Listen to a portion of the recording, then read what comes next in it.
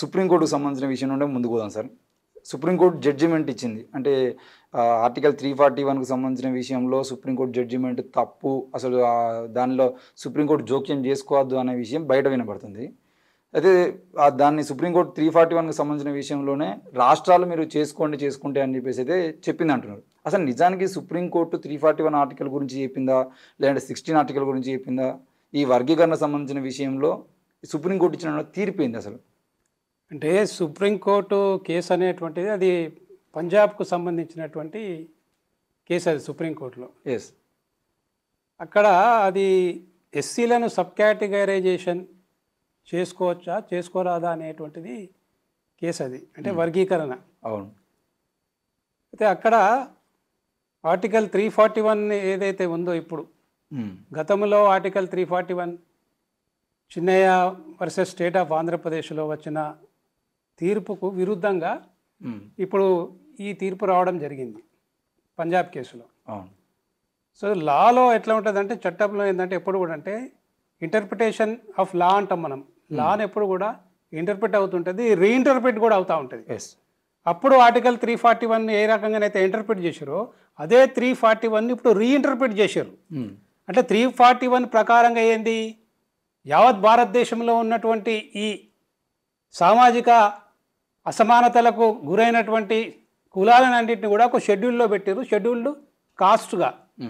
కాబట్టి వాళ్ళంతా ఆర్టికల్ 341 ప్రకారంగా వాళ్ళంతా ఒక సెక్షన్ అని పెట్టారు అన్నట్టు.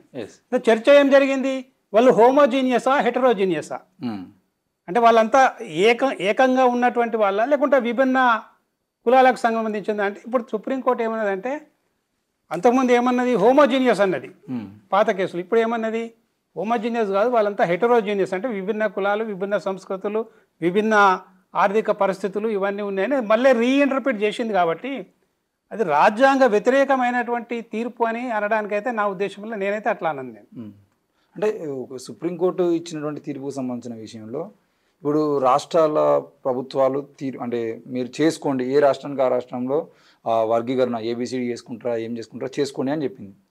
అంటే నరేంద్ర మోడీ ప్రభుత్వము పార్లమెంట్లో బిల్లు చేస్తే ఈరోజు ఈ రాష్ట్రాల్లో ఏ రాష్ట్రం చేసుకోవాలి, ఏ రాష్ట్రం చేసుకోవద్దు అని కాకుండా అన్ని రాష్ట్రాల్లో దాదాపుగా చేసుకోవచ్చు కదా. పార్లమెంట్లో బిల్లు పెట్టకుండా మోడీ ఎందుకు ఈ రాష్ట్రాలను చేసుకోండి అని చెప్పడం వెనకాల కారణం? పార్లమెంట్లో బిల్లు పెట్టిందా సుప్రీంకోర్టు జడ్జిమెంట్ అనేది ఇంపార్టెంట్ కాదు నా విషయంలో. వర్గీకరణ అనేటువంటిది హేతుబద్ధమా, అవసరం కాదు అనేటువంటిదే అది పార్లమెంట్లో జరిగేటప్పుడు పార్లమెంట్లో జరుగుతుంది. ఇప్పుడు సుప్రీంకోర్టు తీర్పుతోనే నరేంద్ర మోడీ చిత్తు దులుపుకున్నాడు అనుకోవచ్చా? అనుకోరాదు, అట్లా అంటే అనుకోరాదు.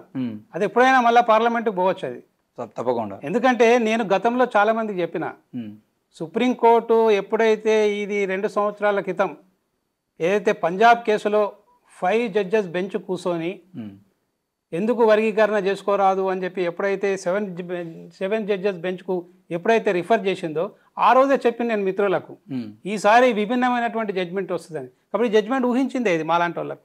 ఓకే. అంటే కాబట్టి పరిణామాలు అనేటువంటిది ఎప్పుడు ఒక తీరుగా ఉండయి.